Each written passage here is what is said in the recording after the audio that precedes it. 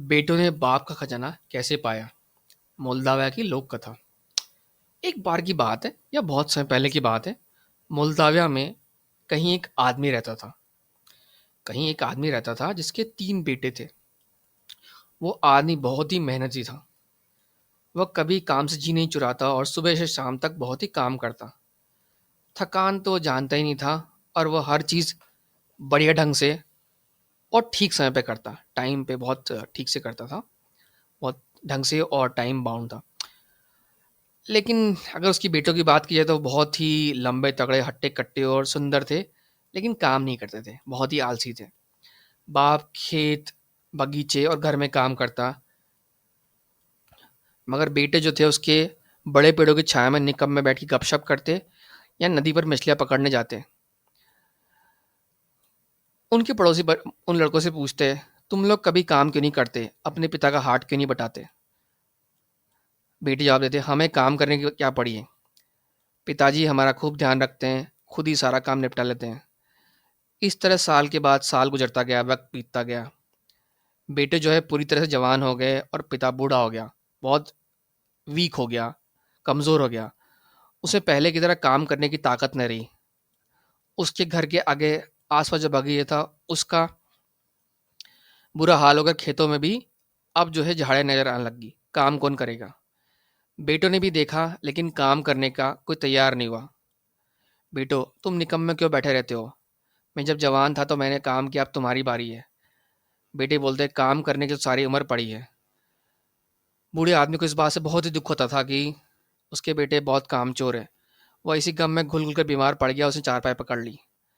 अब तक परिवार में बहुत ही गरीबी आ गई थी। बगीचे में इतनी झाड़ियाँ हो गई थी कि उनमें से घर भी बड़ी मुश्किल से नजर आता था। कोई काम करता ही था, झाड़ियाँ कोई काटता ही था, और बूढ़े बेटे के तीनों बेटे कुछ करते नहीं थे। एक दिन बूढ़े बेटे ने अपने बेटों को अपने पास बुलाकर कहा, बेटो, अब मेरी आखिरी नज़दीक आ गई है। मेरे बिना अब तुम कैसे ज़िंदगी गुजारोगे? तुम्हें काम करना तो पसंद है नहीं, और ना तुम उसका ढंग से जानते हो। दुख से बेटों का दिल भराया और रोने लगे। पिताजी, मरने से पहले हमसे कुछ कहिए, हमें कोई आखिरी नसीहत दीजिए। सबसे बड़े बेटे ने पिता से प्रार्थना की या रिक्वेस्ट की। पिता ने कहा, ठीक है, मैं तुम्हें एक राज की बात बताता हूँ। तुम्हें यह तो मालूम है कि तुम्हारी माँ और मैं हमेशा से बहुत ही मेहनत करते आ रहे हैं। बहुत साल मेहनत करने तक थोड़ी थोड़ी रकम बचाकर हमने तुम लोगों के लिए थोड़ी सी जो है जमीन जोड़ी है, पूंजी जोड़ी है, कुछ पैसा जोड़ा है, कुछ पैसा इकट्ठा किया है। सोने से भरा हुआ बर्तन। उस बर्तन को मैंने घर के आसपास ही कहीं गाड़ दिया है, पर मुझे याद नहीं है कहाँ। तुम उस खजाने को ढूंढ लो और तब तुम्हें तो गरीबी का कभी मुंह नहीं देखना पड़ेगा। तुम कभी गरीब नहीं रहोगे। तुम्हें किसी भी तरह के अभाव का शिकार नहीं होना पड़ेगा। इतना कहकर उसने अपने बेटों से विदा ली और इस दुनिया से अलविदा कर दिया। उसकी मौत हो गई। बेटों ने बाप को दफनाया, उसका मातम मनाया। कुछ दिन बाद सबसे बड़े बेटे ने कहा, भाइयों, हम इस हद तक गरीब हो गए कि हमारे पास रोटी तक खरीदने का पैसे नहीं रहे। याद है ना, मरने से पहले पिताजी ने क्या कहा था? आओ, हम सोने से भरे हुए बर्तन की तलाश करें। भाइयों ने अपने फावड़े लिए और घर के करीब ही छोटे छोटे गड्ढे खोदने लगे। वे खोदते रहे, मगर सोने से भरा हुआ बर्तन उन्हें नहीं मिला।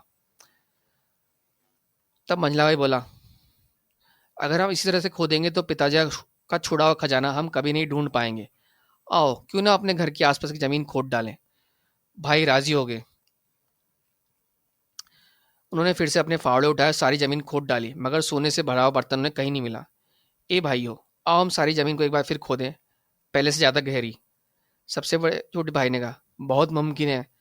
पिताजी ने सोने से भरा हुआ घड़ा बहुत ही गहरा दबा दिया हो।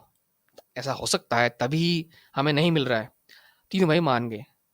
वे पिता के खजाने को खोदने के लिए बहुत ही उत्सुक थे। वो चाहते थे कि खजाना उन्हें मिले, और सोने से भरा खजाना मिलेगा तो उनकी पूरी गरीबी दूर हो जाएगी और उन्हें कभी भी काम नहीं करना पड़ा होगा। उन्होंने फिर से खुदाई शुरू की। बड़ा भाई खोदता जा रहा था कि अचानक उसका फावड़ा किसी बड़ी और सख्त सी चीज़ से जा टकराया। उसका दिल धड़क उठा। उसका दिल धड़क उठा। वह खुशी से पागल हो गया। उसने अपने भाई को आवाज़ दी, जल्दी आओ यहाँ से, मुझे पिताजी का खजाना मिल गया। बीच का भाई और छोटा भाई भागकर उसके पास आए, उसकी मदद करने लगे। ये पसीना बहाते रहे, आखिर ज़मीन में से सोने से भरा हुआ बर्तन तो नहीं मिला, लेकिन एक भारी पत्थर निकला। बहुत बुरा हुआ। इस पत्थर का क्या किया जाए? इसे यही छोड़ने में कोई तुक नहीं है, इसे ले जाकर खड्डे में फेंक देते हैं। उन्होंने ऐसा ही किया, पत्थर को फेंक कर फिर से ज़मीन की खुदाई करने लगे। वह दिन भर काम करने लगे, उन्हें खाने पीने और आराम करने की भी सुध बुध नहीं रही। उन्होंने सारी ज़मीन एक बार फिर से खोद डाली। ज़मीन तो बहुत बढ़िया और नरम गरम होगी, मगर सोना मगर सोने से भरा हुआ बर्तन उन्हें नहीं मिला। हाँ तो भाइयों, सबसे बड़े भाई ने कहा, अब जब हमने ज़मीन खोद ही डाली है, तो उसे यूं ही छोड़ देना ठीक नहीं होगा। आओ यहाँ अंगूर के पौधे लगा दे। ये तो अच्छा ख्याल है। दोनों छोटे भाइयों ने सहमति प्रकट की। इस तरह से कम हमारी मेहनत तो बेकार नहीं जाएगी। उन्होंने वहां पर अंगूर के पौधे लगा दिए, उसकी खूब देखभाल करने लगे। कुछ समय बाद वहां पर अंगूर का एक बढ़िया सा बगीचा बन गया, जिससे पके हुए मीठे अंगूरों के गुच्छे नजर आने लगे।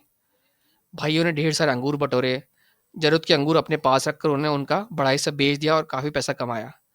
तब बड़े भाई ने कहा, हमने बेकार ही जमीन नहीं खोदी, हमें उसमें से वो खजाना मिल गया है जिसकी मरने से पहले पिताजी ने हमसे चर्चा की थी। हमें उनकी बात समझ आ गई है। बेटों ने बाप का खजाना कैसे पाया, मोल्दावा की लोक कथा।